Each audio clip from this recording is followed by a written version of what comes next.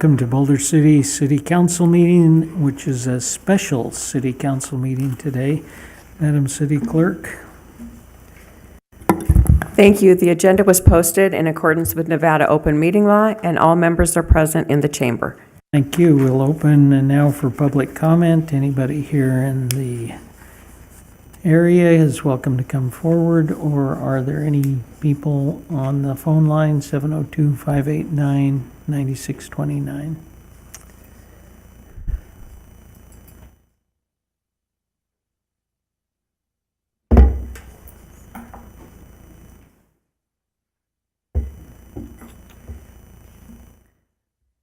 While we're waiting for somebody to call 702-589-9629, probably reasonable to introduce the new city manager, and who's sitting here with us, and the former acting city manager is relaxing.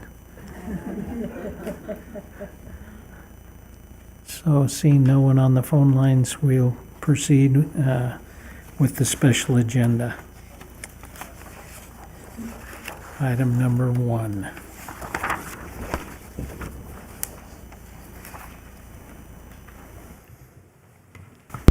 Good afternoon, Mayor and Council members.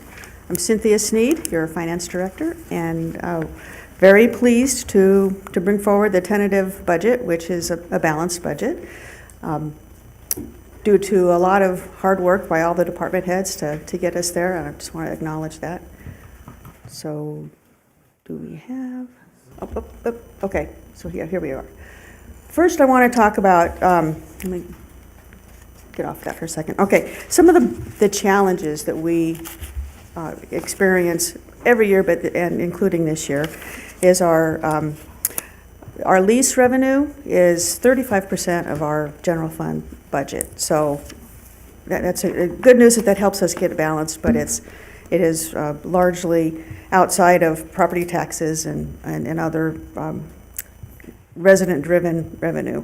We also have restrictions on debt, which I'm sure you all are familiar with, that without voter approval, we cannot issue any debt more than $1 million. So that has implications for us on how we fund a lot of our capital projects. Often cities will use debt as a mechanism to fund capital projects. So that's one of our challenges. And our labor costs are a huge portion of our expenses. It's approximately 75% of our overall personnel expenses, including benefits and salaries. So that's something to be mindful of. And this year in particular, we're experiencing a great big increase in our retirement contributions. So that is further burdening our budget. So, and then of course, nationally, we're dealing with a lot of uncertainty in the economy and what kind of inflation we might see, and the cost of goods. Those are all some challenges that we deal with as we put this budget together. So my first slide, just as a high-level view of where we are. You have seen this before. It is our projection. The dotted lines indicate the future projections. The solid lines are our actual experience. But what the takeaway from this is that in the next few years, we are projected to have more expenses than revenue coming in, and that creates a gap that needs to be filled. So just a reminder of that. And then the effect that this gap has on fund balance is portrayed here on this slide. And while we see the dark blue, we had some really good years in terms of building up our fund balance. For a variety of reasons that happened. But then as we have that gap that has to be filled, we will be utilizing the fund balance to make that happen going forward. So it's a good thing that we had that, so that we had some place to go to. And then back on this slide, you can see where in 2029, the two dotted lines cross. That is an indication of when our revenues are going to see a good bump up, and that's due to another energy lease coming online then. So we just need to get through this few years of a gap here. So that's just a high-level overview, setting the stage for this year's budget. And with that, I'm going to turn this presentation over to Angela Manninen, who is our budget manager.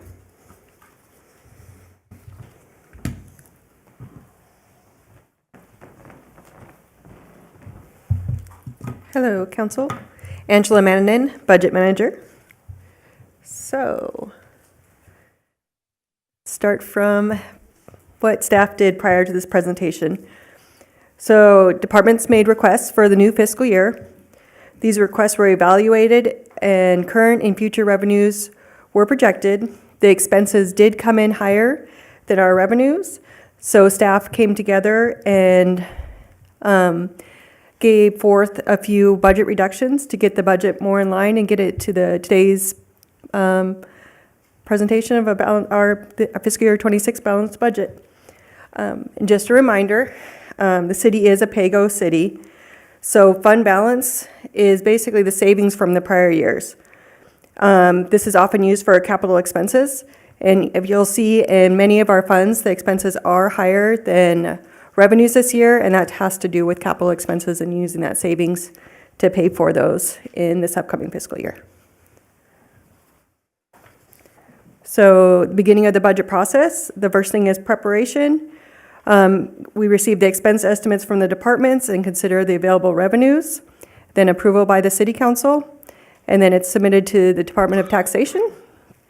Then it's a year of implementation, and then throughout the year, it's evaluated and audited for performance. So our projected revenue assumptions for the general fund for fiscal year 26 are conservative, not as conservative as they've been in the past, but they still are conservative. It's estimated to be $46.1 million. A good portion of this is the consolidated tax, which is an intergovernmental revenue source, meaning it comes from another form of government, in this instance, the state. So it's sales tax and a few sin taxes.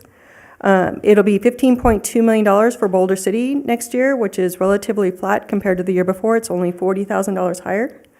Our property tax revenue will be about $2.1 million, and our solar lease revenues remain stable with increasing contractual rates. And in fact, we have 2 new contracts being included in next year's budget. One is Boulder Flats for $1.2 million. The other one is Boulder Solar for $900,000. So this increased our rents and royalties revenue by $2.1 million, and that's ongoing revenue. This chart shows the funding sources for the general fund. As you can, and so again, it's $46.1 million estimated for fiscal year 26. Rents and royalties is the largest portion at 35%, or $16.3 million. And that's higher than last year at $13.7 million, and that has to do with CPI increases and also the new contracts. Intergovernmental at 34%, a large portion of that is coming from the consolidated tax. So of that $15.7 million, 15.2 is the consolidated tax. Our charge for services is 12%, or $5.6 million. Of that, $4.3 million is coming from our golf courses, and $625,000 is coming from ambulance fees. Fines and forfeitures is 1%, or $355,000. This is our court fines and our civil penalties. Miscellaneous at $673,000 is at 2%, and majority of that is coming from interest income of $400,000. Taxes is 6% and $2.6 million, and of that $2.1 million is our property tax, and about $500,000 is coming from room tax. License and permits is 10%, or $4.7 million. This is much higher than last year, which was $1.9 million. That has a lot to do with the new solar projects coming online, so that's $2.4 million in solar permits coming on, and also an additional $750,000 in building permits. So that's where the general fund money is coming from. As I mentioned, one of the largest sources is our rents and royalties. So the city is expected to come in fiscal year 26 have $23.2 million coming from lease revenues. This is separated to different funds by ordinance. So 70% of it goes to the general fund, which is $16.3 million. 10% is going to go to the special revenue funds, which is $2.2 million. Of that, $1.2 million is going to our vehicle and equipment replacement fund to help replace vehicles. Also, for the first time ever, $252,000 is going to go to our newly established pool fund. And the reason for that is our revenue stabilization fund is almost at its cap. And so there was a ruling by council when that would happen. If any of the special revenue funds were getting close to their cap, that funding would go to the pool fund. Also, there's $252,000 going to our extraordinary maintenance fund, our compensated absence fund, and our risk management fund. And then also our voter-approved capital improvement fund gets 20% of our lease revenue. That's $4.6 million. Currently, the only funding that's that's been approved by voters to spend out of that fund is $1 million annually for general government capital projects.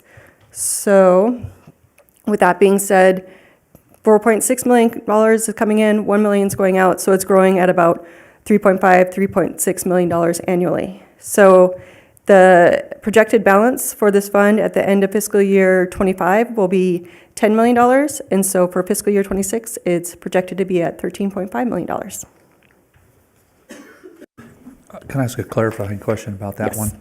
So we had received voter approval for taking up to $9 million for the swimming pool, and it was coming from that balance, right?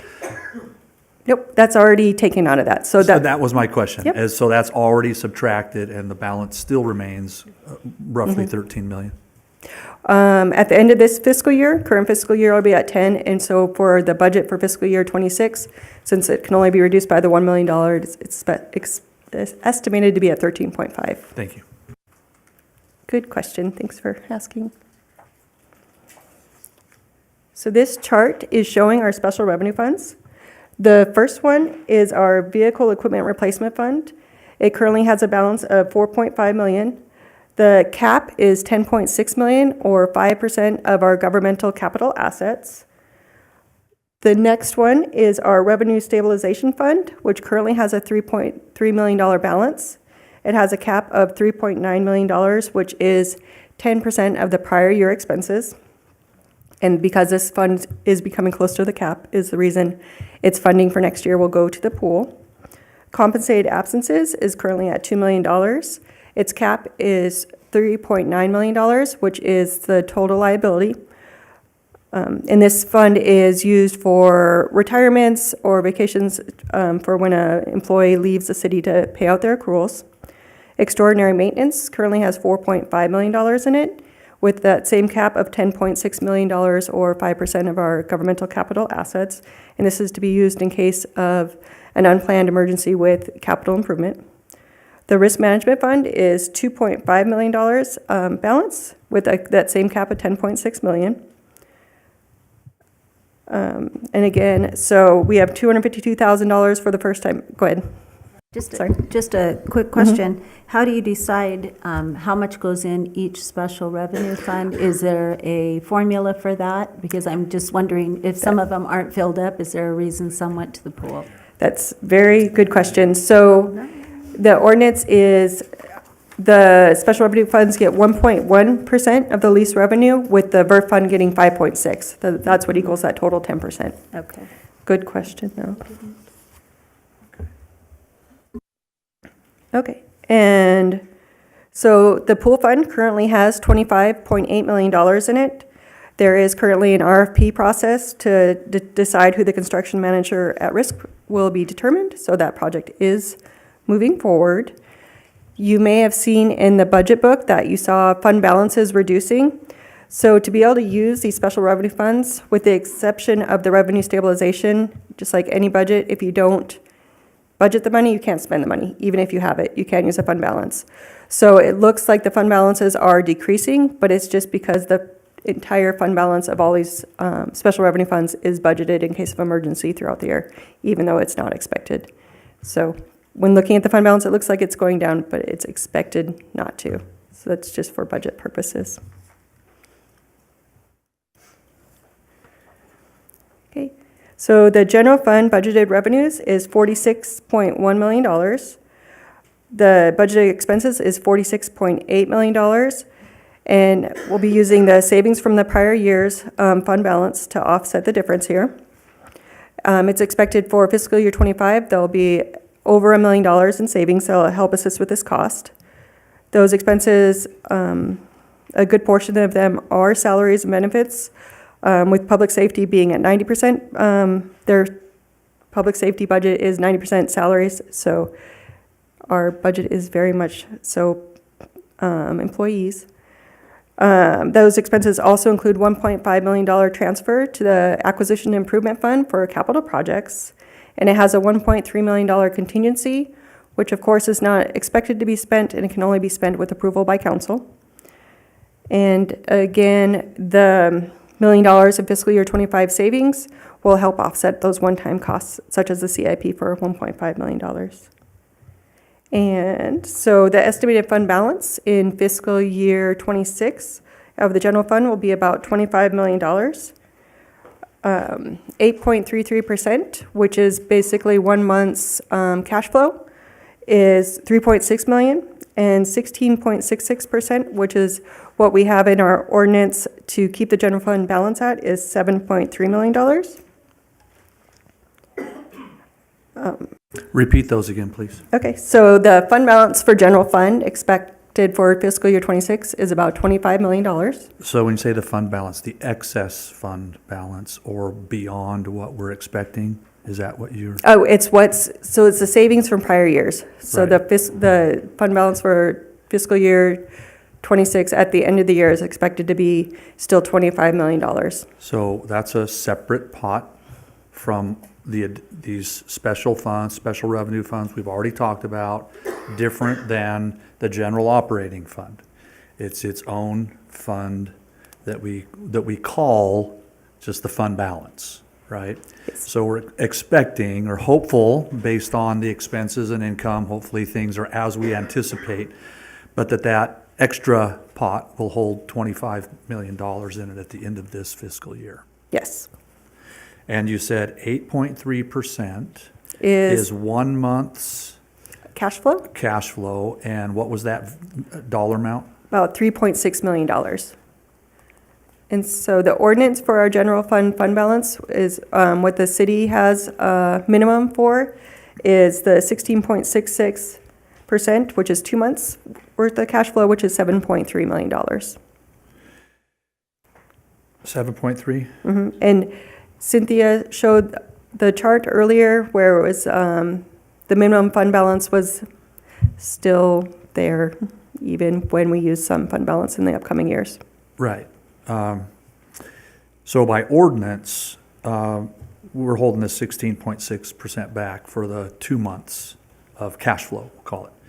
And we also have set aside 8.3%, $3.6 million in an additional location, or is that inclusive Yeah. of? So explain that. So the way the ordinance was written, it was in between, the goal for the general fund was to be between the 8.33 and the 16.6%. But that is, the 16.66 is, or the 8.33 is the minimum for that ordinance for the city. And is that inclusive in that fund balance that we're calling it? So we have the 25 million, or expected to have in that at the end of this fiscal year, but the floor that has been established, or the minimum amount by ordinance, is the 16.6% of the 7.3 million. Yep. So we have a pretty big gap between what we're gonna have and what the ordinance calls for. Okay, thank you. Which will be good in the couple years. Go ahead. If I may, that gap is a good gap. I'm not disputing that, I'm just pointing that out. It's a benefit, it's a positive. Indeed. Yes. And it will be just like the forecast for our next few years. Revenues will not catch up with expenses until estimated of fiscal year 29. So we'll be using that fund balance to support the next couple years.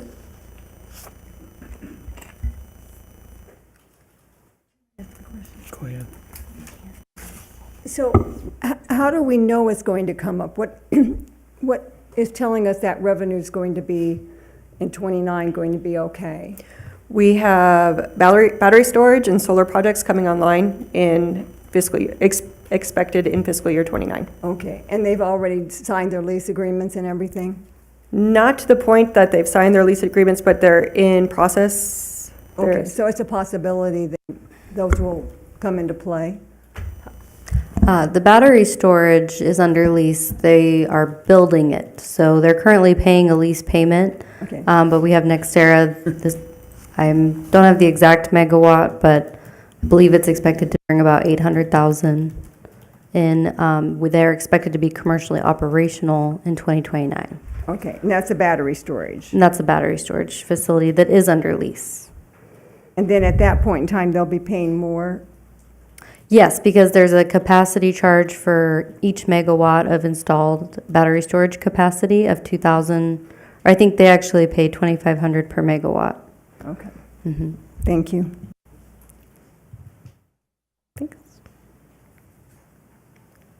Okay.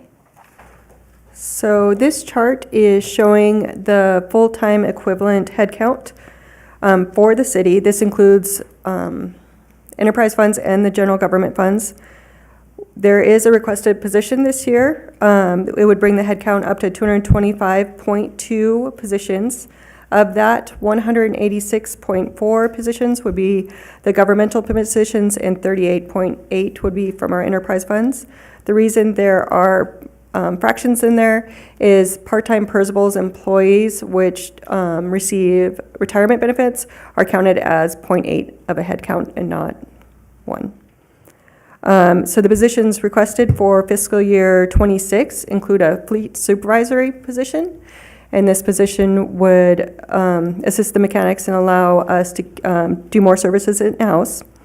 There's also a change in Parks and Rec of taking an aquatics specialist and converting it to an aquatics coordinator assistant, and then also removing the current aquatics coordinator position that is assistant that is part-time Percival. So this would reduces our headcount by 0.8 because it takes out the part-time Percival employee, and also reduces our budget by $99,000 as reducing that employee and changing the title of that position has savings. May I ask Mm-hmm. a question? On the fleet supervisor, that's somebody to help the mechanics? It would be a So- supervisor supervising the mechanics. And if you have, I think this is a good point for Gary Poindexter, our, Okay, maybe you can Public come up Works and Director? answer my question. So why are we not hiring a mechanic parts person instead of a supervisor? Why are we bringing on a supervisor? So, I'll give you a little background real quick. So, back prior to 2000, we had a mechanic and a supervisor in there. We handled all fleet maintenance across the city, airport, community development, utility billing.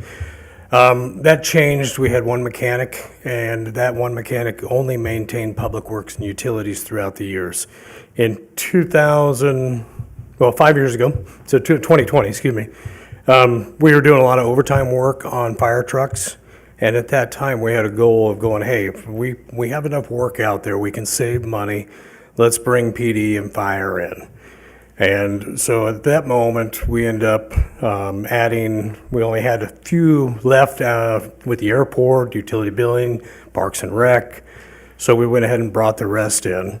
And so we did, over the time, things have changed. Some vehicles are getting a lot more miles. There was the take-home implemented, where it was local only for public safety. I know some of that has stretched out some. We've added more vehicles, more employees over the years, so we have increased. So when we look at bringing in, we only have 3 bays. So we have our 2 mechanics, those 3 bays is full. Bringing in an additional mechanic wouldn't necessarily, we need somebody to come in and manage it, to be able to assist. Also, they'd be a working supervisor, but a lot of our staff time, we're right now working on paperwork, ordering parts, figuring out what's needed. And you actually need a mechanic that has that knowledge to be able to pick through that, but also be able to manage those employees. We also want to look at when we're ordering vehicles. As a superintendent, I was doing that for years. Dave's doing it now.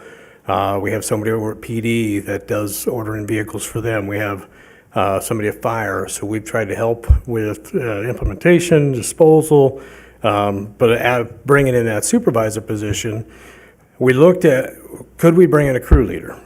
Could that work? And for the $10,000 difference, it was worthwhile to have that supervisory position. We have anywhere from, because Fleet Services has its own budget. Right now, they report to Tim Lynch, our street supervisor. And so we would like to separate that where Fleet is its own. It's not part of, they're not out there putting barricades up. We're not pulling somebody in from doing concrete to help with vehicle maintenance. So if we put a supervisor in there, that supervisor is going to clear up a lot of, we'll have 2 mechanics full-time out in the maintenance base. But that supervisor will not only be able to assist during time off or during training. We've had some training we've had to bypass up because it depends on what we have scheduled at that time. We've tried to reschedule things. We try not to send 2 of them out at one time. So that's where we looked at it. The idea back when we took on PD and fire and then the rest was not an idea of going, hey, we can make its own division. It was how much time we were spending on overtime, and also we're looking at our fire apparatus, our fire trucks and ambulance, how long they're spending down at one of our local shops. And when I say that, our local shop is great. It's local as in Henderson. We do have to transport it, so it takes 2 people to get it there and back. And then it is a first come, first served shop. I went down there, personally viewed it last, about a year and a half ago. I walked it and I went, wow, that truck's from the Midwest. That truck's from, they were all over. And I was sitting there going, they said, yeah, people are sending across the nation because they're trying to find mechanic shops that work on these. We have 2 capable mechanics we can send out to get some more training. A lot of the repairs are based on just standard, but there are some specialty repairs. A year ago, we bought lifts, replaced our lifts that were 20 years old. Our new lifts will lift up the fire trucks. Our bay is one of the smaller trucks can fit in there, the ambulance. You can't lift up the front engine hatch, but that can be moved outside. So they are mobile lifts. And so we're looking at, okay, how would we do that? If we try to look at all variables coming in and going, if we have to move this position, or get this position and we have to work on this fire truck, or we're working on police cars every 3,000 miles. So I almost said hours, that'd be a long time. So we're really trying to look at it all as a whole. So hopefully I kind of went on from a little bit of your question, but hopefully I answered that. We did look at all options. And I'll clarify a little bit.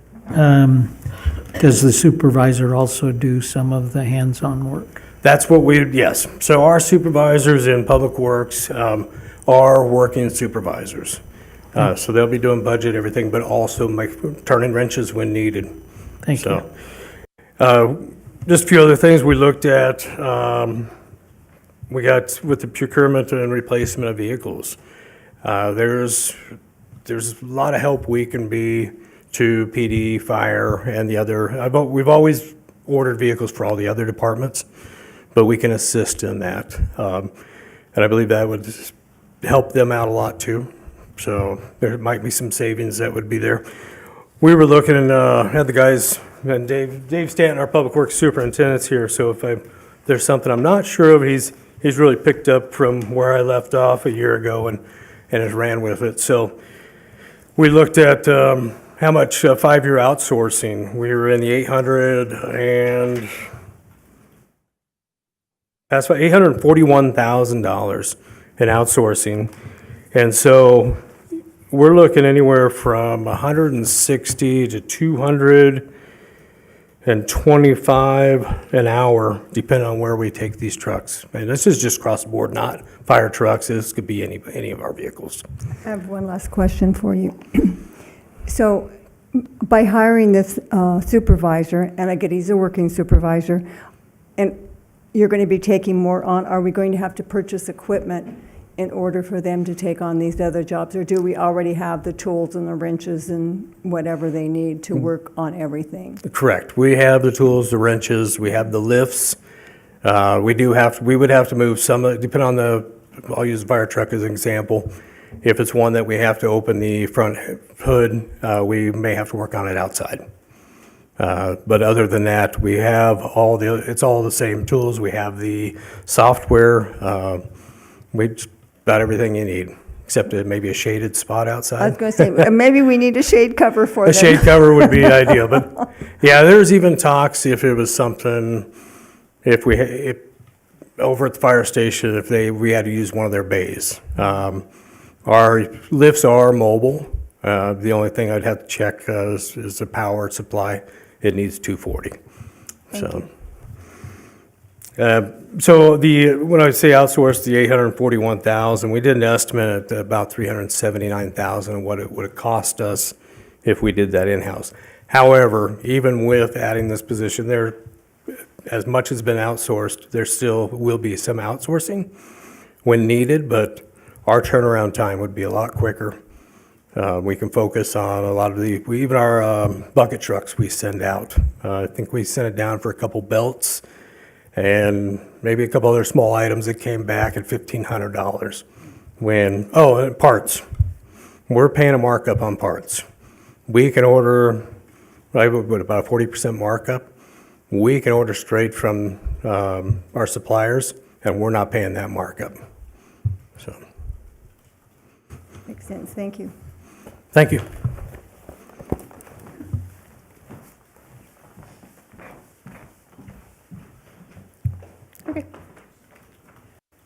You had said that there would be a reduction this year. Is that going to continue on next year? You said by changing out the positions and doing that, will that also be reflected next year and the year after that? Or is there going to be an increase For Parks and Rec? for the positions asked for? So, I don't know of any positions that would be requested in fiscal year '27. For the cost? Oh, for the cost? Will the cost increase? Yes, it would increase, but the same, at least for the supervisor position, the same with they would be a step position. So, I mean, as they move up and CPI, and just COLA, also prices of parts and maintenance are also going to increase. So it would help still offset with those future savings for this position. Okay, thank you.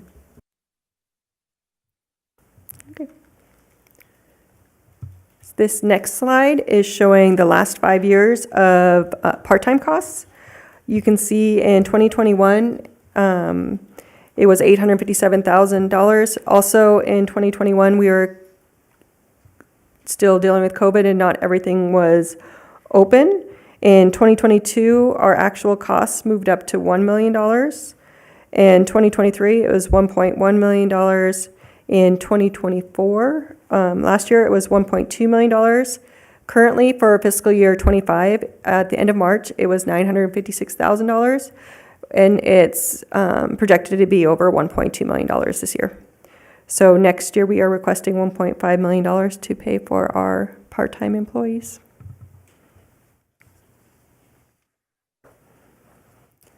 This graph is showing general fund expenses for fiscal year '26.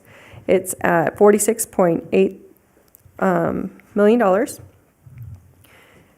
And the largest piece of, just across the board, salaries and benefits are 67%. So that is if you take in everything. But if, like looking at public safety, which is 40% of our budget, or $18.7 million, of that, a total of 87% is just salaries and benefits. And some of them are even higher, where fire is at 91%. So our public safety at 40% being our highest portion of our budget is a majority of all salaries and benefits. Public Works is 17% of our budget at $7.7 million. Recreation is 17% at $7.8 million. And of that, $4.3 million is the golf courses. So the revenue coming in is supporting that. Community development is 4%, or $2 million, and of that, $720,000 is grants. Other is $2.8 million. That is the $1.3 million set aside for contingency and also the $1.5 million transfer for capital projects. General government is 13%, or $6.1 million. That is city clerk, city manager, IT, HR, finance. So that's everyone who doesn't fit in another bucket. And then the municipal court is 3% of the budget, or $1.4 million. I have a question. Okay. Chamber of Commerce, is that part of your budget, the Main Street project? It is part of the grants. So in that $720,000 for grants, $100,000 is the Main Street project.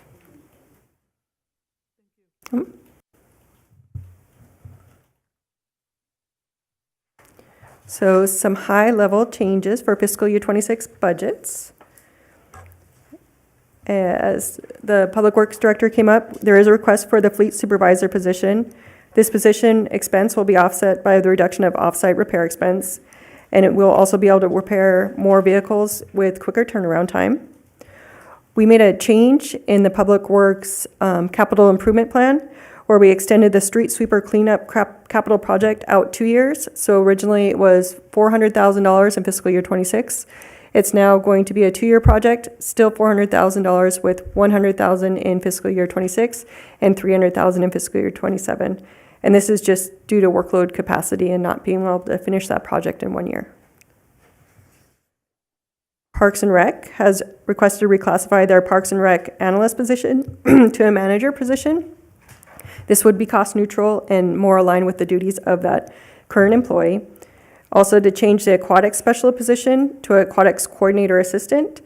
This, again, would remove that part-time Percival position of the aquatics assistant and reduce the employee headcount by 0.8, and also has a cost savings of $99,000. And then also in Parks and Rec is the CPI increases for our golf contracts. For our police department, we moved our outside service expenses from the general fund to our multi-purpose fund.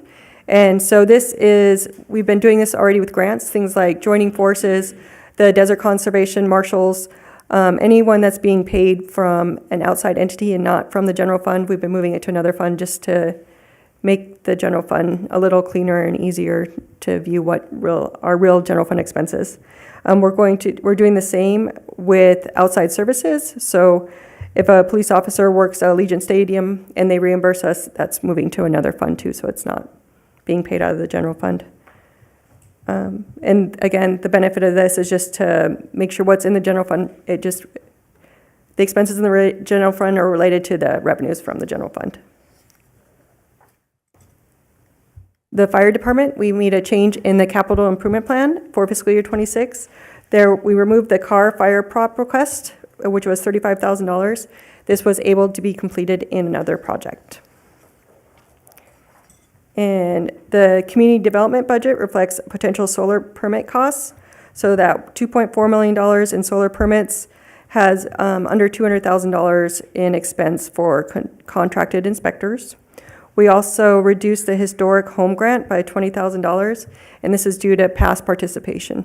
Just, it wasn't being used in the amount it was budgeted for.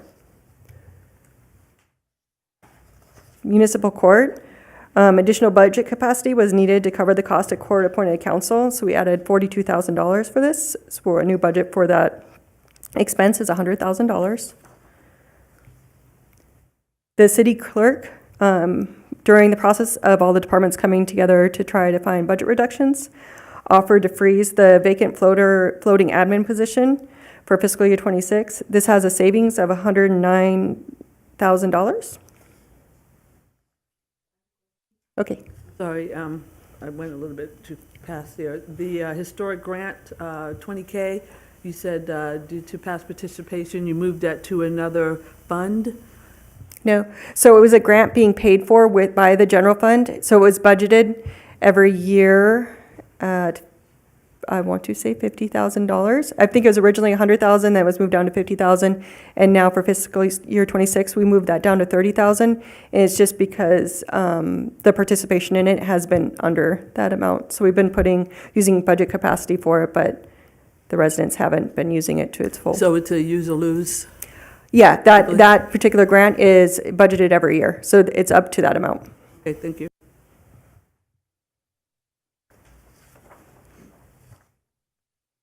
So to summarize, our governmental funds, all fund balances are positive with operational reserves as required. There is a transfer from the general fund to acquisitions and improvements for $1.5 million, and again, that's for capital projects. And there's also the transfer from the voter-approved capital improvement fund to acquisitions and improvements for, again, capital projects, and that's what's approved by the voters. And there'll still be $13.5 million in that fund after that transfer. So what particular capital improvement funds does that relate to, that transfer? That both those transfers, they go into the acquisitions and improvement fund, which is our capital improvement fund. It's where all our governmental capital improvement projects are paid for. But it's coming from the voter-approved capital fund, which is that fund balance that grows because it can only be spent with voter approval. So what voter approval, what did the voters vote on that it comes from there? So they approved $1 million annually to come out of voter approved to assist with governmental capital improvement costs.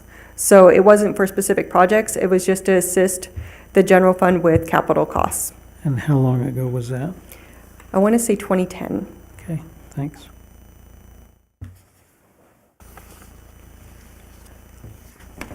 So moving on to our enterprise funds, unless anyone wants to talk about governmental funds before we move on.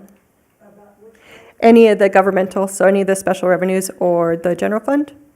Well, I don't know if this is the proper time to ask, but on the operational funds, it looked like in '26 that we're going to be short some money, not short, but we're going to be balanced out. Do we need to, in those funds, do we need to put a freeze on hiring, like not taking somebody else in? Does everybody get their raise? Are you talking about the general fund or are you talking about utilities? The general fund. Oh, the general fund? Yeah. Okay, so the general fund is about $600,000 more in expenses than revenues in fiscal year, and there are one-time expenses in there. One being the $1.5 million transfer, the $1.3 million contingency. There is savings of over $1 million in fiscal year '25, so it will not impact the fund balance, those expenses being higher than revenues. So the general fund is in good shape.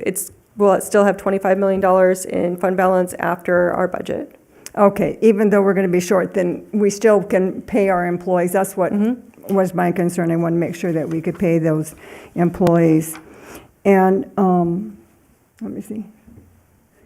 And so as you project out, that covers the raises that are due the employees. Those are projected out into that number. Okay. Yes.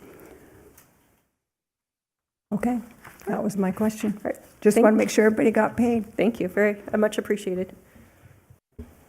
Do you budget for contract negotiations, since we'll be having negotiations this year for quite a few do. of our employees? You budget out for that also? We do.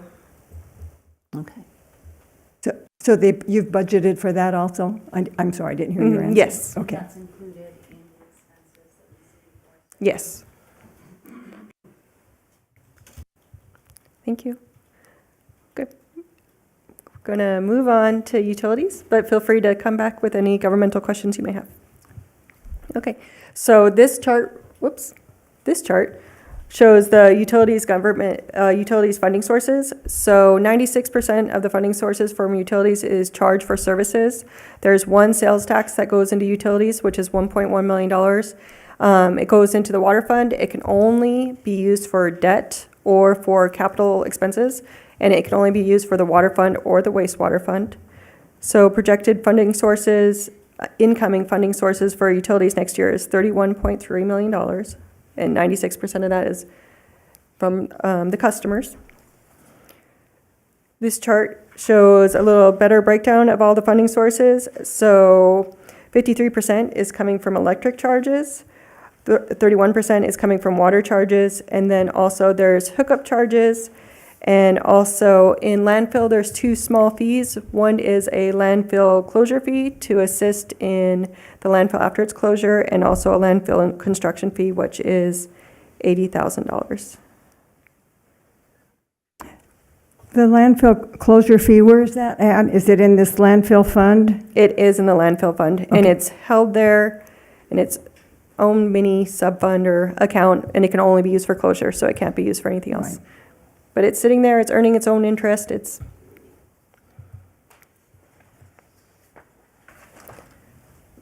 So projected revenue assumptions for the utilities come from charge for services. We are planning on a rate study to be prepared in fiscal year '26 and implemented in fiscal year '27. And again, there's no grants currently in the utilities. The only outside funding besides the charge for services is that one infrastructure sales tax of $1.1 million.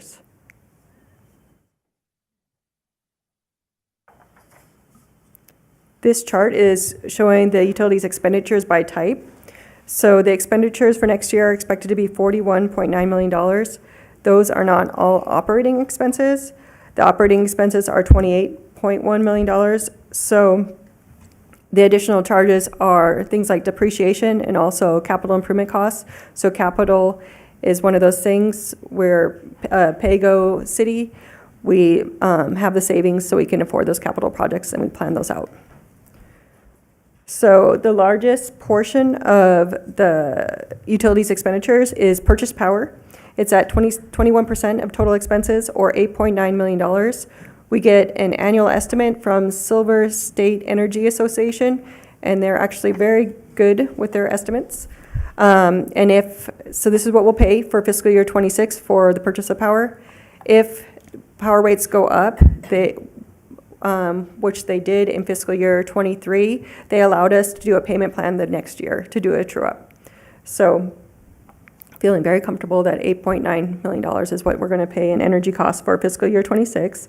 Our next highest expense is actually purchasing water at 12%, or $5 million. Capital expenses are 17%, or $7.1 million. Our debt is 5%, which is the waterline debt in the water fund. It's $2.1 million, and that will be paid off in 2030. Depreciation is 10%, or $4.3 million. Salaries is 16%, or $16 or $6.7 million, and benefits is 4% at $1.4 million. So the big changes in the utility fund is the cost of energy increase from fiscal year '25 from $6.7 million to $8.9 million in fiscal year '26. The projections Silver State has given us the next few years after that remain stable, close to that same amount. This is still less than what we paid in fiscal year '23. So even though it is a jump from fiscal year '25, it's not concerning. And also our project cost in water decreased $500,000, and this is based on just expected water conservation. Does anyone have any utilities questions? Yep. Okay. The depreciation, does that go into an actual fund? No. Or is that just on paper? Depreciation is an accounting on paper. It's good to cover the cost of depreciation because it shows your revenues are higher than depreciation, because it shows you're planning for the future and putting money aside, because you know those assets are going to have to be replaced, but it's not cash in any kind of way, and it doesn't. And so that was my question is, do we have a contingency fund or an extraordinary maintenance fund or an ongoing equipment replacement fund specifically under the utility heading? We do not, and kind of the reason behind it was to have a reserve like that would probably be expensive. What we do have in utilities is a $5 million emergency capital reserve. So in case something happens, they can tap into that reserve. And each utility has the 20% operating reserve to ensure they can. So we do have that reserve then, which would Just go not specific. to add to that additional fund for maintenance. Okay, thanks. On the conservation efforts, the expected water conservation efforts, what does that mean? Do you have a plan on where more things need to be cut to save in that area? Well, one is we have that large municipal golf course irrigation project, and then just the community in general is doing their part to conserve water. And so if they're conserving water, they're purchasing less water. So our revenues go down, but also our expense goes down. So we're counting on people to cut back, basically, for next year. So we would be able to save. Yep, and that's been the trend. It's been trending that way there at the water. That was going to be my question. Say in the last 5 years, that's been a trend? Yes. A good trend, and you expect that to go on for the next couple of years? We do. And if it doesn't happen? I'm not sure if Joe Stewitz wants to. No, I'm sorry, the question is if the trend doesn't occur, Right, if the trend starts going the opposite way. then there'll be an increase in projected water costs. So To the customer, obviously. in the budget, and that will be evaluated in the rate study process. Okay, and when do you look at that trend? Like, if you start seeing it go down in 2026, do you wait till 2027, or you start making moves to save or to raise taxes or whatever it takes to meet the need? So the rate study process is like a 3 to 5 year process. So we're looking at that period of time. We have seen a reduction in water usage like over 20% in the past several years. So we're well under our allocation of water that's available to us, about 18,500 acre feet annually. And last year we were under 8,000. So, we will be looking at that in the next rate study if that's something we need to recoup. Yep. Joe, I have Yes. a question. Speaking of that, do we have any idea when the water authority is going to come back and come up with a plan for us? Is that in the near future of not just dumping our water out in the desert? We believe at either the end of May or June timeframe Okay. that they'll be able to present the options the feasibility study options, yes. Okay, thank you. Yep.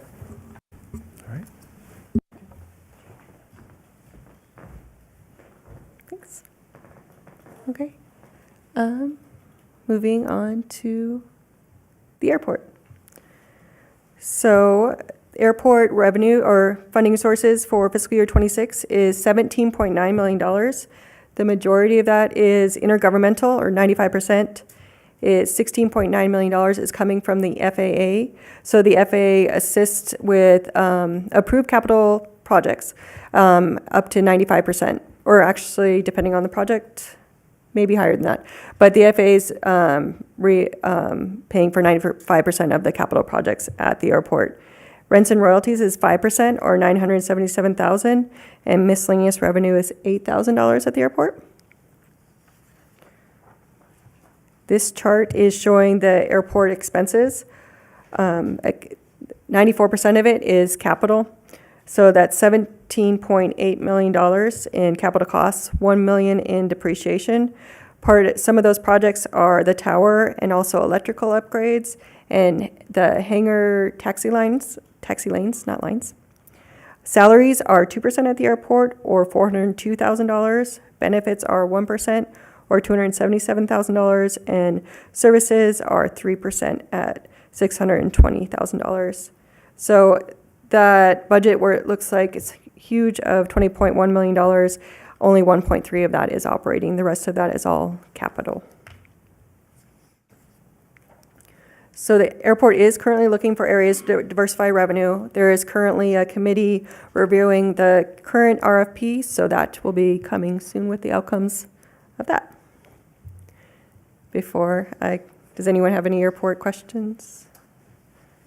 Okay.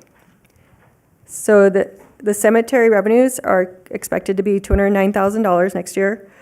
Of that, 54% is the sale of lots, or $113,000. Perpetual care is 17%, or 34%. That is care for the cemetery after we stop selling lots to take care of it. That balance in that fund is currently $527,000. Opening and closing of lots is 19% or $40,000, and other cemetery expenses is 10% or $21,000. So moving on to the expenses for next year, they're budgeted at $272,000, which is higher than the revenues. We are budgeting for some maintenance improvements that need to happen, which won't be ongoing. So even though the expenses are higher this year, it's not expected to continue like this. It's just to get the maintenance. This is the municipal, correct? Yes, this is the municipal cemetery. Mary, Angela, thank you for correcting. Sorry. Sale of lots, is that pretty consistent, 60% of it? I mean, is that how you estimate? What so you have an updated chart? The percentage? Yeah. Yeah, Okay. it says 60% of expense. Oh, yeah, okay. So you have an updated chart? 54. Yes, sorry. Updated Um, handout for the chart. It was missing one of the revenues, and it was only originally showing 3 of the revenues instead of all 4. Should be. There it is. Thank goodness for the guy at my right. Okay, so are we looking at, I just have a question about the cemetery. Are we near capacity? I mean, land-wise? We are and- looking into that. Yep, no, Gary Poinik, so we'll come up. Hello. So we're looking about 6.5 years left before we won't have any lots to sell. However, we have over 800 lots that are reserved. So we're working on design right now to expand that. So I'd say the next 2 to 3 years, we'll be standing here requesting to start expanding. But yeah, we're averaging about 46 lots sold each year. And that's given us our breakdown of going, okay, we got 6.5, we better start moving. So hopefully does that answer that? All right, thank you.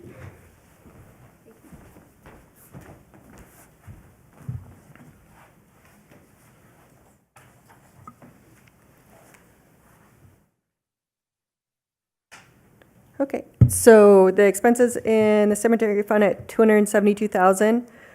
24% is salaries.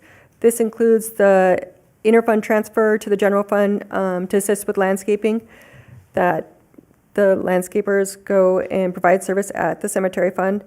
Across the board, all the enterprise funds, interfund transfer to the general fund increased for fiscal year 26, 2.5%.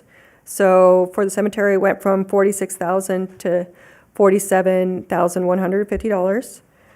Services at the cemetery are $179,000 or 66%, and this includes a lot of the maintenance that we presume is going to be one time and won't be ongoing. The capital at 6% is actually depreciation or $16,000.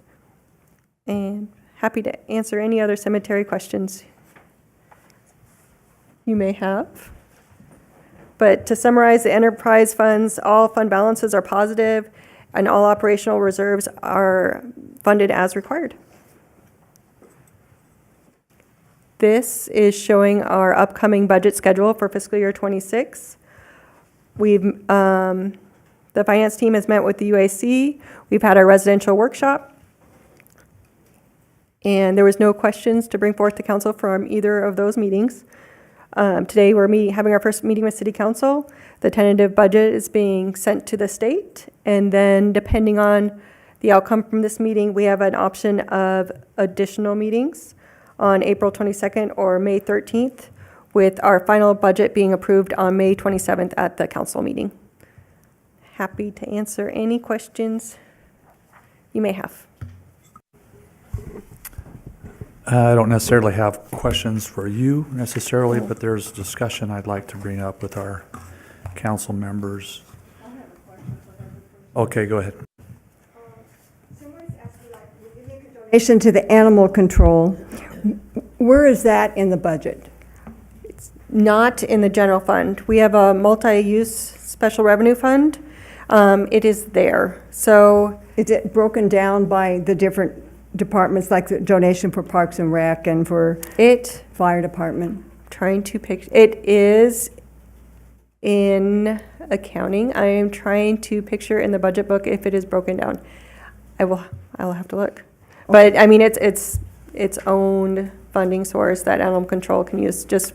And only all for- of this money is in, what was the name of the account again? It is the multipurpose fund. Multipurpose fund. Fund, So okay. it's that same fund where the outside duties for police goes. So it's mostly donations and just unique. Thank you. So are you going to address the annual operating budget 5-year capital improvement plan? We can, there was tentative approval, but we can discuss it. The only changes for the capital improvement plan that staff was requesting was canceling the $35,000 fire prop car for propane fire prop car for fire, and also extending the time frame of the street sweeper project to 2 years. The reason I ask is because that issue on the animal funding is in that thing. Oh, that thing right there? Yeah. Okay, Yeah. And I don't remember the page, but it's in there okay. as far as the contributions. The different Yeah. charities are, it's Mhm. broken down in there. Right. You have a wonderful memory. No, I don't remember where it is, but Oh, it's in there. You remembered it was Yeah. in there? Yeah, Better than me. right. So this is me saying I'm grateful you're not going to go through that. Yeah. 500 pages Yes, or me something. too. Any, Councilman Walton, you had something? This may be for Cynthia, Angela, please, by all means, don't feel like you gotta leave. Maybe Ned wants to weigh in, our city manager. So when we talk about the special revenue funds, and that's on page 11 of the slide of presentation that we had in our packet. Appreciate that we went over, and I don't know if the council members received a handout. They should have, yes. Okay, that the title of it is Boulder City Special Revenue Funds. That would have been a handout, you're saying? Yeah, it looks like this. Yep. So, thank you for providing that. Does everybody have a copy of that? I don't have one. It was a Was it this handout. one? Yeah, Oh, I do have one, I'm sorry. It's, I don't have one. you made it look like that. She'll give it to you. yeah, I don't have that. I don't, I've got this one that's this way. Koki, do you have one?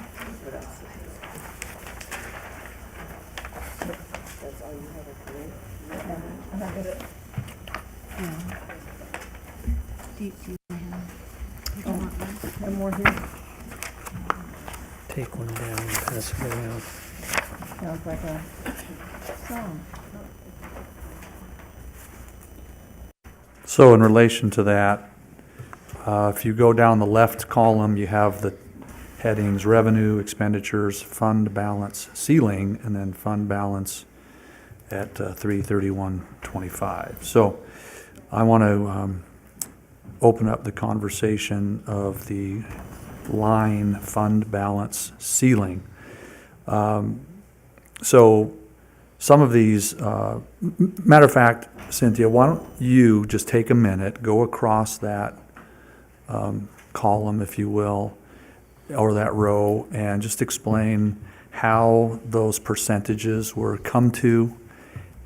And after you do that, if we have some historical data that reveals the use or the expected use or the continued appropriateness for those balances remaining as that row would show, please. I'm going to Absolutely. call for a little clarification to see which of these we have. It's- 'cause I'm not Okay, it's the seeing- one, you have that in your right hand. sir. Okay. Yep.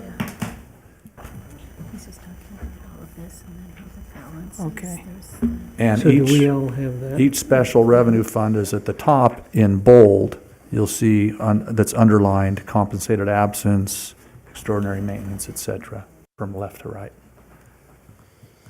Thank you. So a number of years ago, the Finance Department brought forward to council the the request to establish these special revenue funds.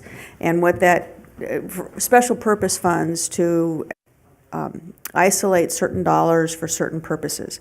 So this is a recap of what those funds are and how they're funded, the revenue source, which is largely a piece of the lease revenue that we receive, and then other opportunities to fund it.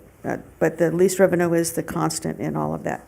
So as we established each one of those funds, there was a formula to establish what the ceiling was so that it would never grow too large, but still be sufficient for the designated purpose of the fund. So in the case of the compensated absences fund, also, before I get too far down the line, I believe you have a purple, this is exactly what I'm speaking about now. It's the special revenue funds, and it goes into, this document goes into much more detail.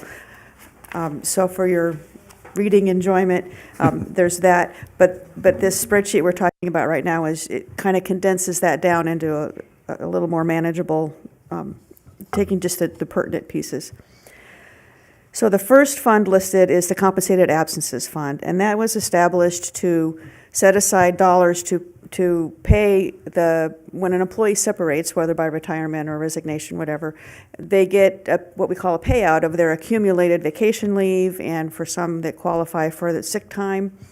And historically, that was borne, that expense was borne in the general fund, in the departments, whoever the department employed that individual.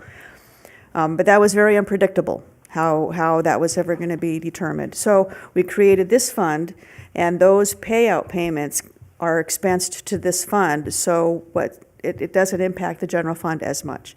It's just the normal biweekly payroll payments in the general fund. And how did we get to 3.9 million for that ceiling?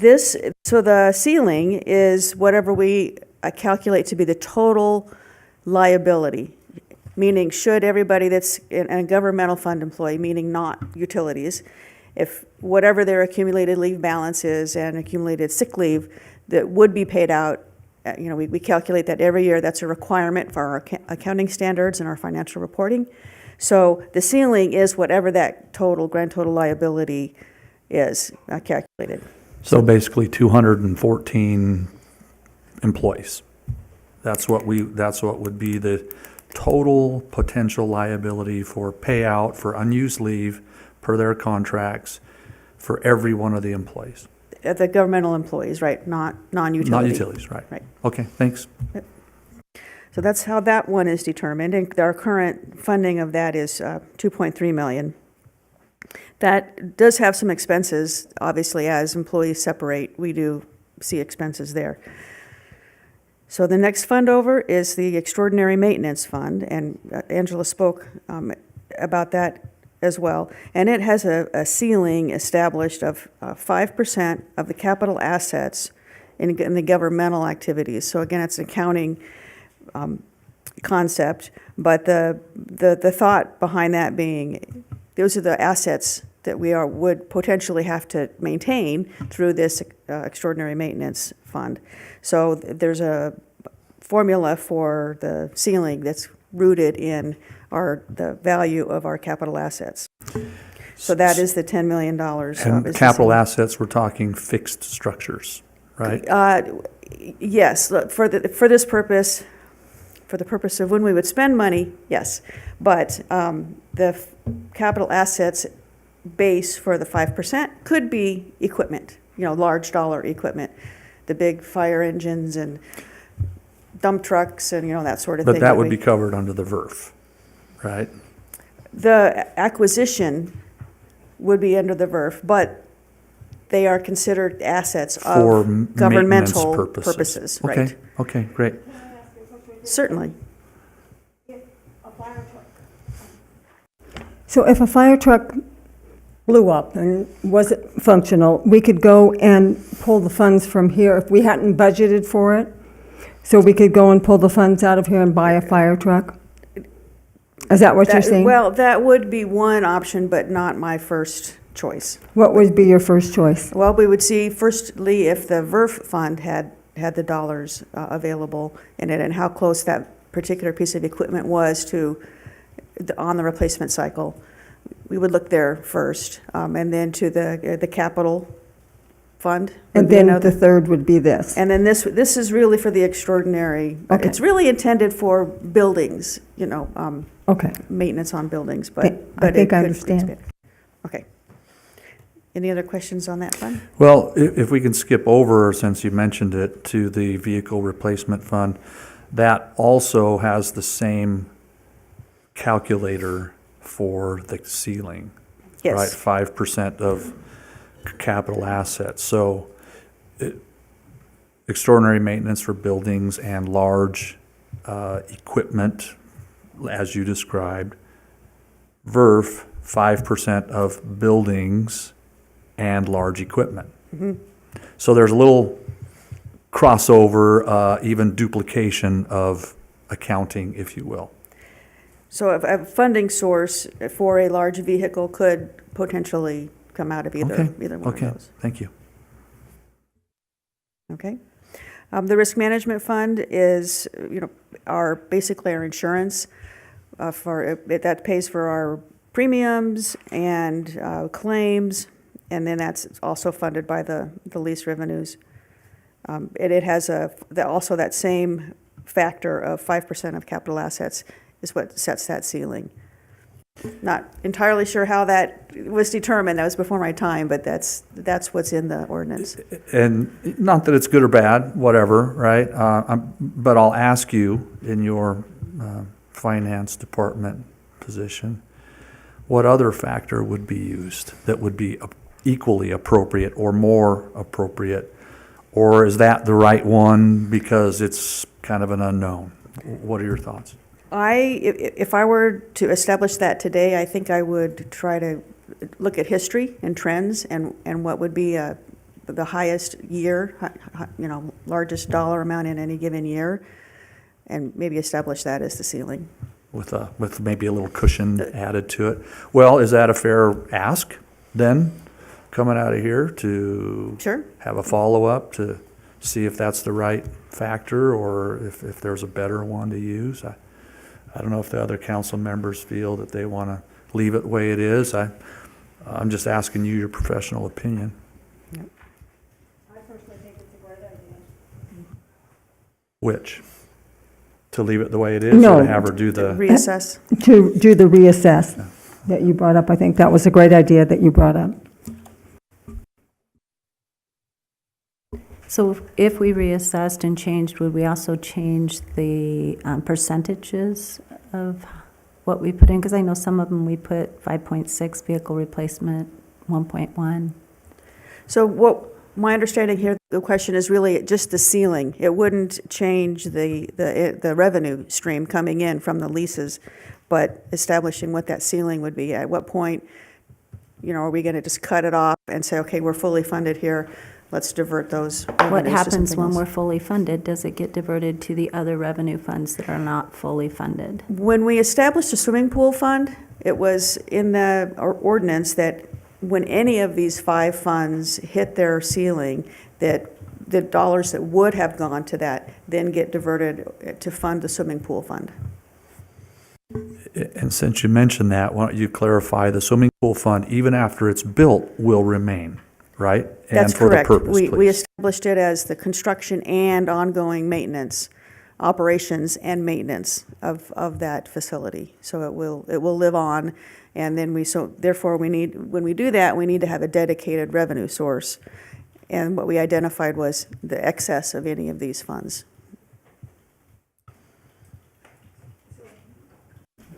So looking at that and having the swimming pool in here, would you add the swimming pool to this list? The swimming pool is on this list because it is a special revenue fund. Oh, I see, it's on the very end, It's the I'm very, sorry. very last one, right? And Okay. it is not funded by the lease revenue, so that's a difference, but it is a special revenue fund, and because it's the beneficiary of any excess, we included it on this graphic. So if we felt we didn't need as much in one of these funds that's going in there, after you do the study, then you could put that money into the pool fund. The way it stands today, that the ordinance that created the swimming pool fund would receive any excess. So, Okay. yes, unless that were to change, that's how it's set up for today. Thank you. Okay. The vehicle replacement, otherwise known as VERF, that's the Vehicle Equipment Replacement Fund. Vehicles and Equipment Replacement Fund. Similarly, it has the ceiling of the 5% of capital assets. It does receive a little additional revenue. The percentage is greater for that, but that has been very helpful to help fund our vehicle replacement. And then the Revenue Stabilization Fund is established to be a resource should we have a severe economic downturn and don't have the revenue coming into the general fund to pay for our operations. This is where we could tap into to bridge that gap.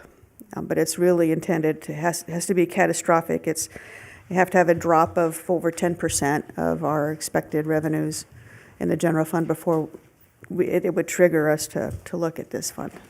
So it also has a ceiling, and it's established at 10% of the general fund expenditures, which that's 2 months worth of general fund expenditures. So that makes a lot of sense. I think there's a good correlation there.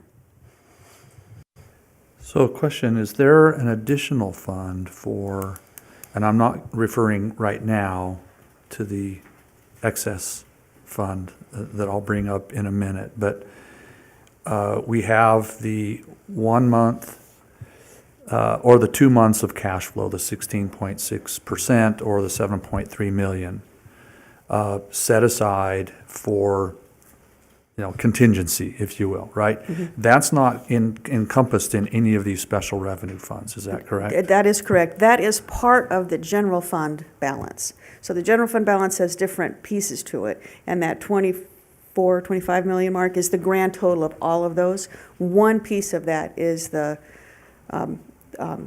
reserve. What's the name of the reserve? The operating reserve. There's another term for it. Right. But it's that 2 month, otherwise known as the 16.66% of our last year's expenses, establishes that mandatory reserve. But that's like the bottom layer, and then on top of that is the other parts of the general fund balance, and it's right. part of. So this, and please stay there because I'd like to engage the conversation here. I think we all agree that putting aside for the 7 years of famine, if you will, is a prudent practice, and we owe it to our citizens, right? We also owe to our citizens to utilize the funds that are collected via public sources to serve them. So we have this balance that we have to achieve, prudence on both sides. So we have the 16.6% minimum already there, plus a whole lot more, up to 25 million. That's in a whole separate fund that's not listed essentially anywhere other than hidden in the general fund balance. It's a component of the general fund balance, Right. yes. But we don't really isolate that out and talk about that as being available funding, at least that I saw, Yeah, right? Just the that's fact that correct. it's mentioned, It's right? protected, as you Right. might call it. So we have that, and then we have the Revenue Stabilization Fund, right, which is 1 month's reserve. 2 months. 2 months, I'm sorry, thank you. So the ceiling on that's only less than 3 million, right? Yes, I thought 2 months was 7.3 million and 1 month was 3.6 million. I stand corrected. It's 10% of the prior year fund So it's expenditure. 10%, so it's between the 1 month it's and 2 months, right? Yes. So my Yes. question then to council for policy decision, for discussion with this, you, and maybe this carries on beyond this. But if basically that general fund balance we're going to make a transfer out of that to make this year's budget whole, right? To make up for the shortfall. Correct. And we anticipate using some portion of that for the several years to come, as your graph indicated, that we expect in our conservative estimates that the expenses potentially can be greater than the revenue, right? So we'll be drawing out of that, which to me essentially is a revenue stabilization, right? We're using it basically for that purpose, if you will. Now, if that's not a legal term, or if that's an inappropriate term for it, by all means, please, I'm learning and willing to be corrected, but. That it would, so the fund balance would be an opportunity that if we had a shortfall, to tap into, that would be an available resource for appropriation. So to that extent, I agree. What makes this revenue stabilization a bit different is there's criteria about what has to happen and to what extent, if it's a 10% below expected revenue, there's triggers So in there. in the ordinance that was created, there were triggers Yes. that were written in for the utilization of that fund. Correct. So it really has some limits to it, whereas the fund balance is a little more accessible Yes. as agreed. needed. And if we need to augment ongoing in a budget year, we could augment from that fund. From the general fund. From the yes. revenue, from the general revenue excess fund balance, When we, right? yeah, if all of those criteria are met to do an augmentation, yes, that would be at the general Right, fund. but the Yeah. augmentation can be done in a council meeting, right? Yes, We don't have to correct. have certain economic catastrophes, if you will, to access that. We could go through the council process, augment it, utilize that money for augmentation, and move on. Yes, and it would be a function of either the fund balance, or if we have excess revenues over what was projected, that would be Right. a thing that would trigger the augmentation Okay. process. Yeah, as I ponder that, thank you for clarifying that, because I wasn't making that connection before. I thought, well, if it's stabilizing our revenue, why don't we move it over there, increase the ceiling? But then the triggers might make it less accessible. And then we're less nimble to react to actual current conditions. And we don't want to be hand-tied, right, if something occurs unexpected. And so I do think that maybe leaving it someplace. I guess the question would be, do we feel that just letting that balance continue to increase? Because it seems like it's increased year after year, even though we've utilized it. I think we've augmented our budget. I'll use the word augment, I don't know if that's the right word, supplemented to make it whole several years in a row, as I recall, yet it still is increasing in balance. So the question is, how much do we let it grow in balance without saying, hey, we need to maybe apply some of it to capital projects that might be otherwise put on hold, because now's the time, because costs will be better now than they will next year or the year after when we try and fit it into the general fund.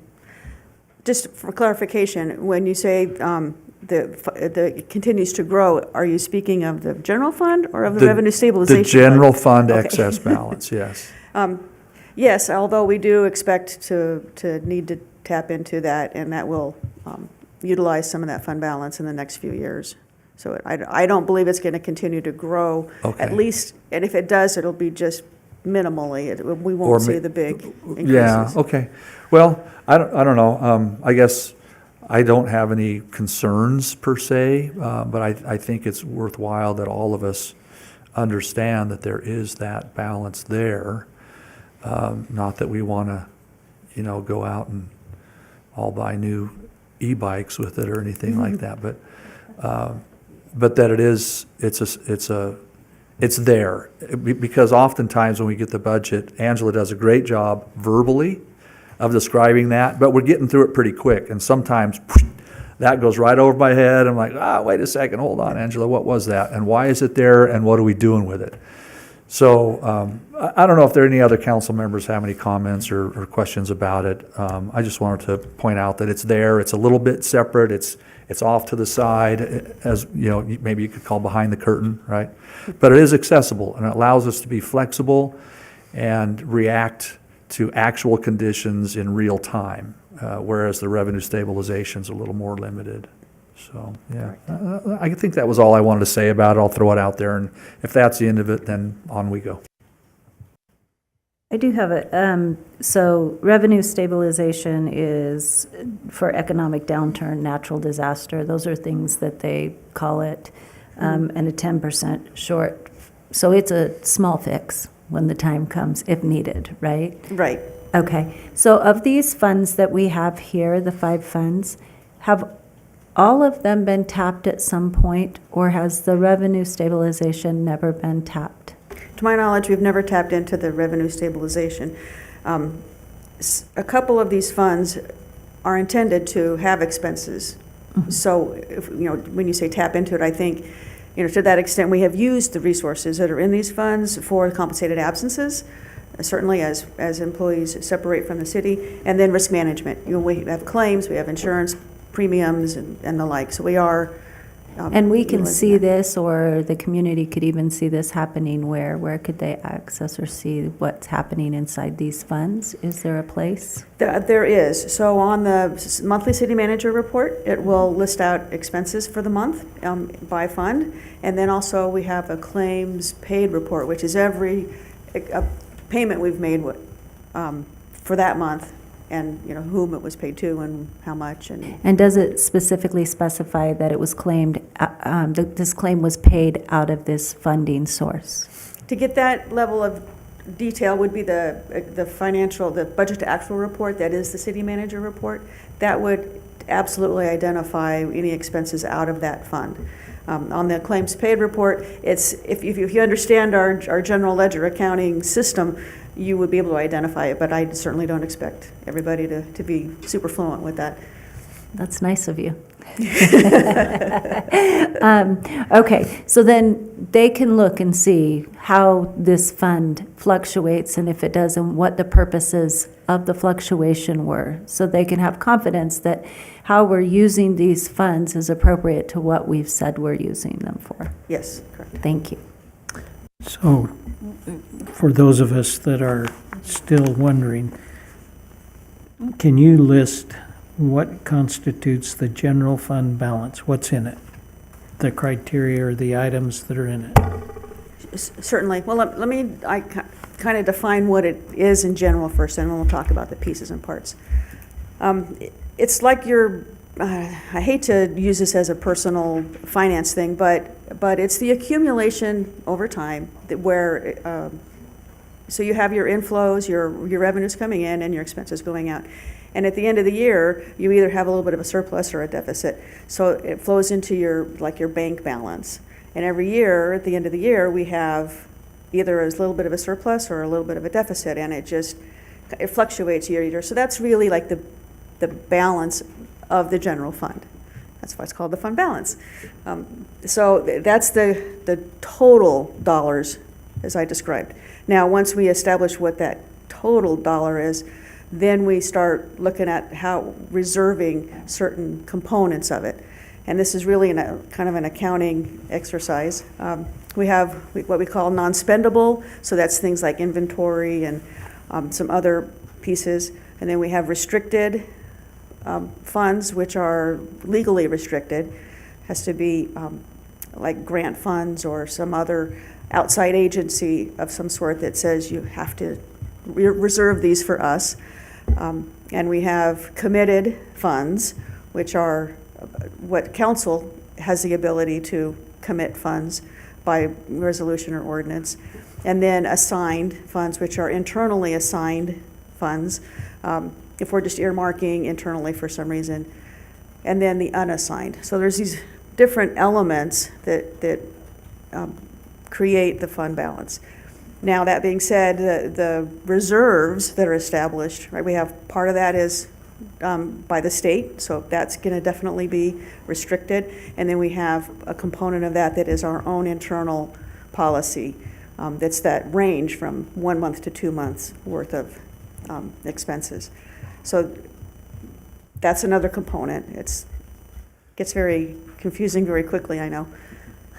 But what we would consider truly, a component that's not available is what we had on this slide with that. There was a green line across there at the fund balance as it fluctuates. That green line indicates, the kind of the protected or restricted portion of it.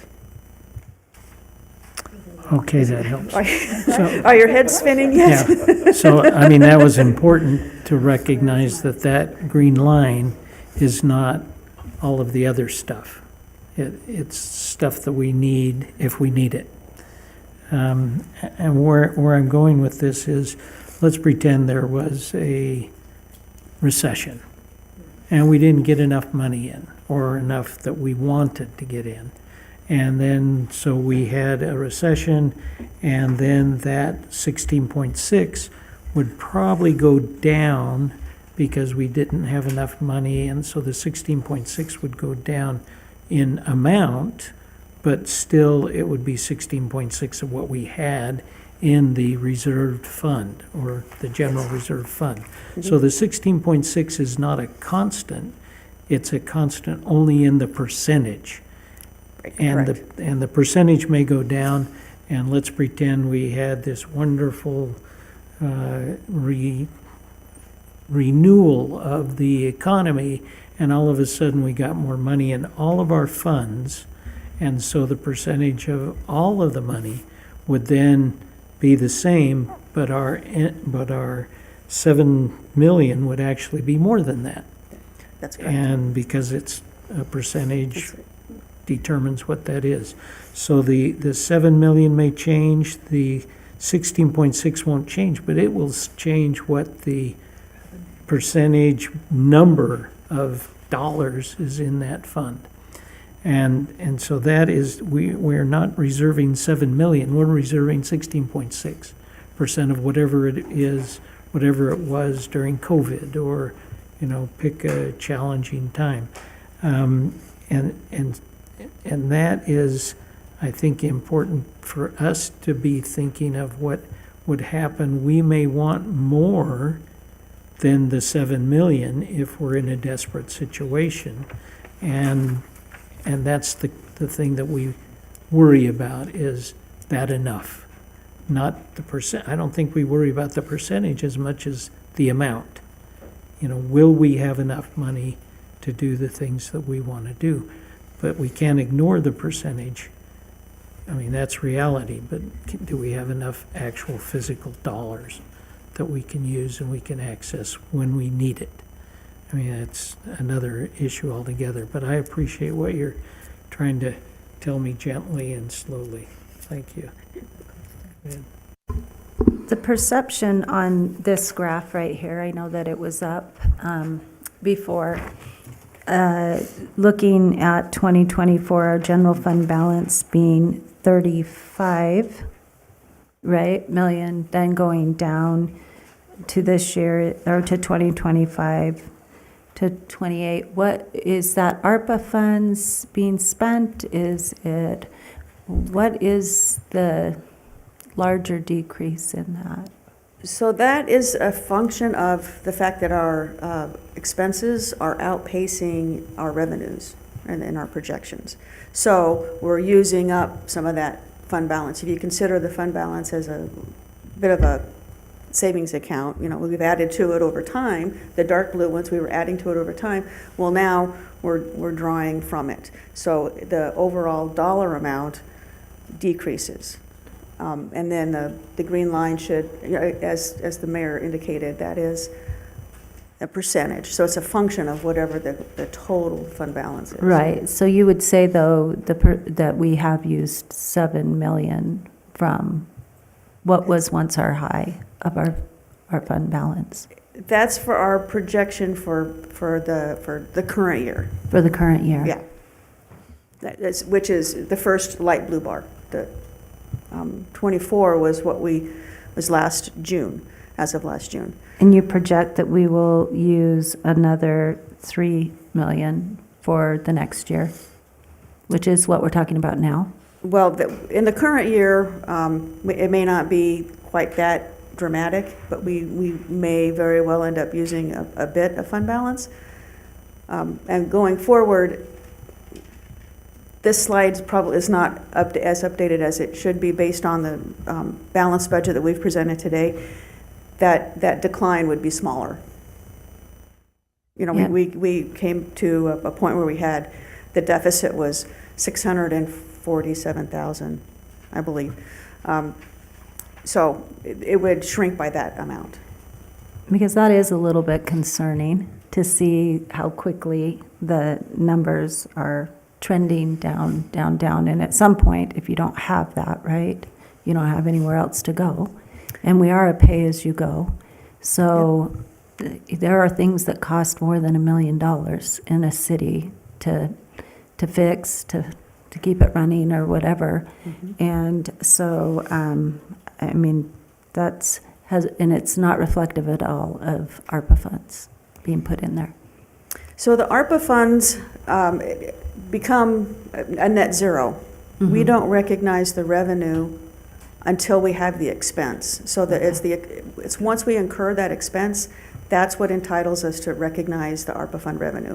So it washes. It's the revenue equals the expenses in any given year. So that's not going to impact this at all. Okay, so we didn't bring it in as 21 million as revenue and then start spending it. We don't even recognize it until it does.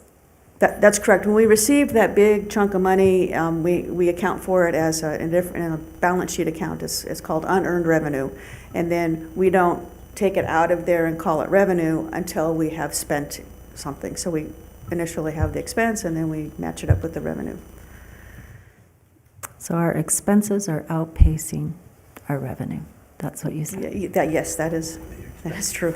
Expected expenses. Yes, so that's one of our challenges, and I think, it's time to really kind of assess how we can right that ship. Thank you. And I think that you've heard from us, that's one of our concerns, obviously, is what is it that we can plan on and how can we be fiscally responsible in 2026 and 2029 and going forward, because percentage may be the same. At some point it'll change, but the percentage is probably going to change slower than the actual $7 million. Because it has time to react. And I think you've heard that concept, and it sounds like you're not only aware of it, but you have any trouble sleeping over that yet? Yes, I do. Okay. If I might add, I appreciate the process that the department heads, the leadership, executive team, if you will, getting together, looking at it holistically rather than through silos, and I need this, and I'm stuck on this, and I'm not going to give on it. But that prioritization was made collaboratively for the city as a whole, even though you want to represent, and I'll use the word fight for your department to receive whatever the request might be. Sometimes you may say, yeah, that makes more sense, and that's a higher priority. I can put mine off for a year or whatever. And so I'm glad that our leadership team, our department heads, our executive staff, our appointeds are working collaboratively to do this and to represent to council then what's best for the community at large, and that we don't get down in the minutia of, well, you need it more than you need it, right? And then we're not the subject matter experts. Right. All of our department heads and all those that are here are. And so I appreciate that, and thank you to all who have participated. Our acting city manager who's taken that hat off, thank you for helping lead that through this budget season, and all in finance. Thank you. Thank you all. Appreciate it. I do have one more tidbit that I'd like to mention, and that is our property tax. Currently, the property tax is 5% of our revenue into the general fund. So in the context of our lease revenues, what would it take to cover that in property taxes versus lease revenue? And while the state law really is very restrictive about increasing property tax, but just for an overall context, that would be a 7-fold increase. Our property taxes would have to multiply by 7 to cover what the leases provide us in revenue so that we can enjoy the services that we can provide to the community. So just wanted to leave that with you. I don't know if we can put that bold enough, and really, I don't know if this was lost on everybody.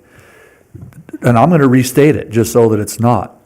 If we lost our lease revenue for our energy production and storage, in order to make up that lost revenue, we would have to increase our property taxes 7-fold to keep the same operating budget that we have today. Yes, in theory. I mean, there's a lot of, Which we know we can't We by can't state do that. law, Right. because there's a cap, right, of Right. 3%, and then we only get a portion of that back, because the county keeps most of it, right? so, But that's an awesome point, and I think that really needs to be emphasized, is if a community were to have an industry which supports all of the operating expenses as government serves the community, ours is leases for solar production and storage. That's, I think, the bottom line, and thank you for emphasizing that point. you're welcome.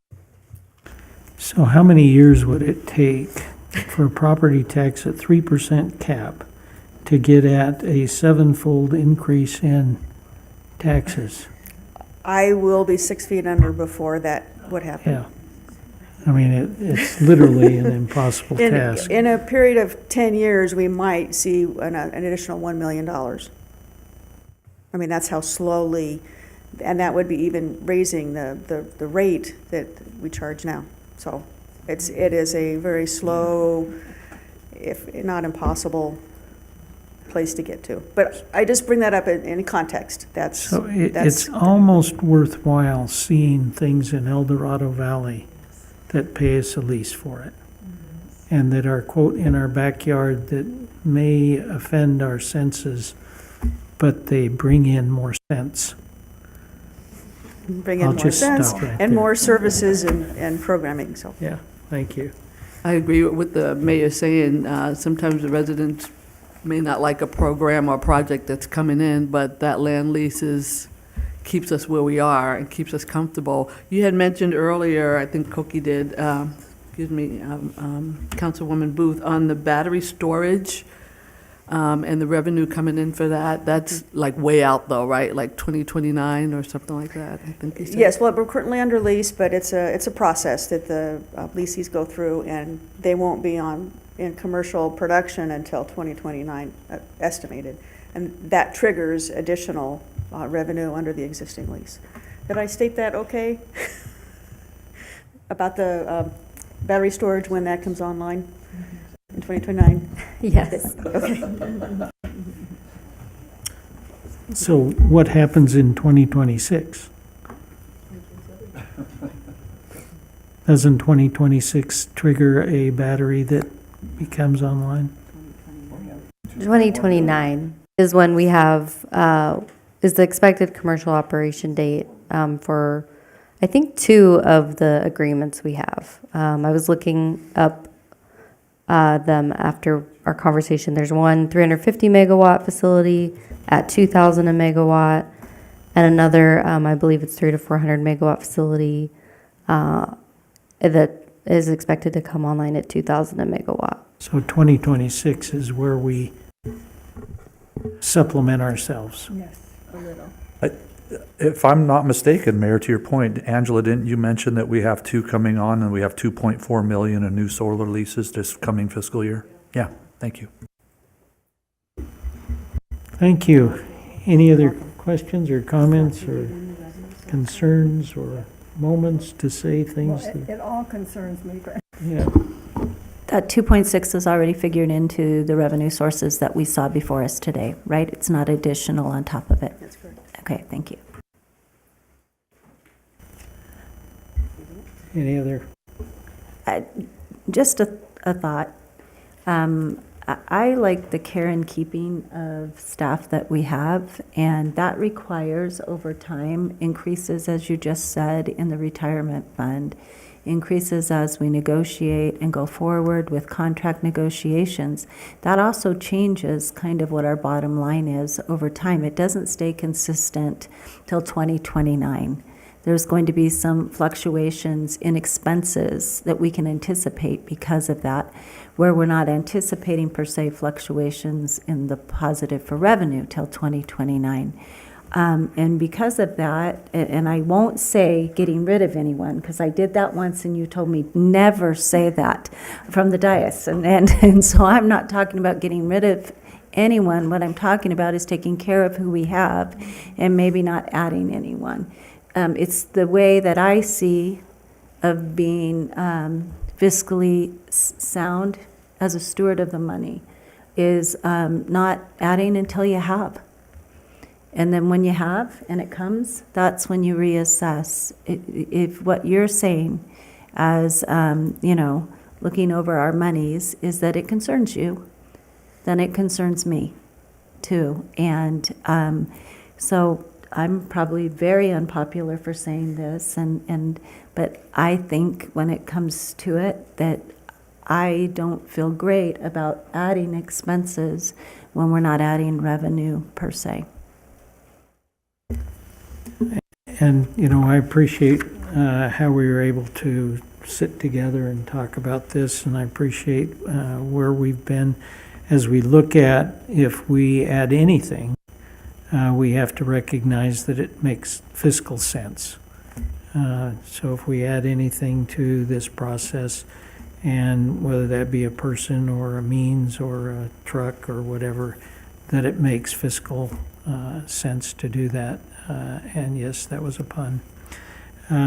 So that's how we have to look at this. What is it that we can do? And I think the final message has to be that we're okay. We're all right. It's still Boulder City. We still have parks. We still have recreation. We still have roads. We still have water. We still have electricity. It's still Boulder City.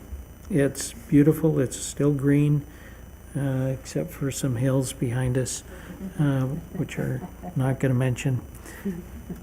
But we're okay. And so this discussion should not cause alarm, but it should allow us to say, we have planned and we are planning to continue doing what we do best, being a town where everybody can get together for special days and invite people to come and stay for a day and enjoy the community that we have. It's a great place to live. It still is, and it still will be. And that's all I got to say. If there's no other anything, I won't open it up. You're going to say something I can do. I know, you can tell. So, I just want to say how much I appreciate that staff as a whole and you brought a budget to us that was practically balanced, to be honest with you. In the past, it has not always looked like this. And it goes against your better conscience to approve or say, hey, that looks great if it's 10 million out of, with the expenses being 10 million higher than revenue. So I know that you took our concerns with that serious, you all did, and I cannot tell you how much I appreciate it, because when you make decisions like this up here based on what you're hearing and seeing, it helps us to at least get down to the truth of the matter so that the decisions we make are good for all of us. Not just those employed here, those living here. So I'm really appreciative of the time it took for everyone to choose to do that for us. Thank you. Well, thank you for your comments. It was definitely a team effort. Thank you. And with that, I'll close this agenda item. Do we need to say that we appreciated it and we accept the report? If so, we did. And The only direction was to ask for the follow-up on the, which fund was it? The special revenue fund. Special Revenue Fund? Yes. No, but which special revenue fund was it? We had talked about this revenue stabilization fund but identifying that there was triggers involved when that could be Yeah, accessed. so then that was pretty much put to bed, I think. And then the risk management fund, is the formula for the ceiling, is that an appropriate? Right, so you'll come back with Yeah, some I will. additional information. Okay, yeah. Thank you all. Anybody else have any other? Great job. I will close that hearing then, and we will open this up for public comment. And if anybody would like to come forward, please do, and if they don't want to, that's okay. And if you're on the phone, 702-589-9629. And if someone wants to come up and say what an enlightening experience this was, they're welcome to do that. 702-589-9629, no one on the phone. We'll close public comment. The meeting's adjourned. Thank you very much. There's a lot of reading this weekend, Oh, dudes, this is, and you kind of get lost in it as you read it.